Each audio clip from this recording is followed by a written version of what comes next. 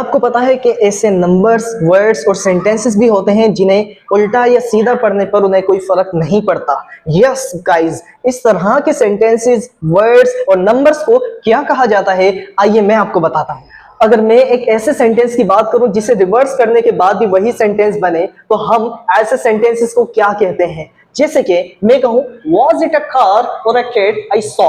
अब आप इस सेंटेंस को रिवर्स करके देखें तो सेम यही सेंटेंस बनकर सामने आपके आ जाएगा। तो इस तरह की टर्म्स को हम क्या नाम देते हैं?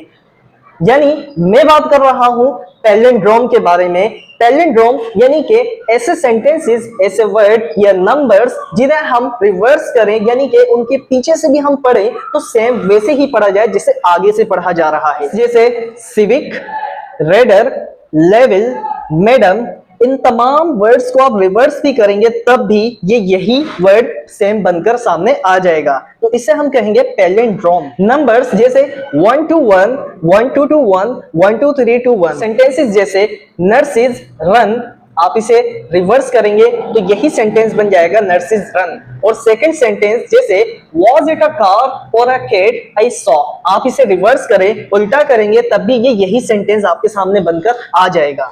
तो दोस्तों, पैलिंड्रोम लिंग्विस्टिक का ऐसा जबरदस्त पैटर्न है जो हमें सिखाता और बताता है कि जुबानों की दुनिया कितनी ज्यादा इंटरेस्टिंग और क्रिएटिव होती है। तो आप भी अपना फेवरेट पैलिंड्रोम कमेंट में जरूर लिखिएगा।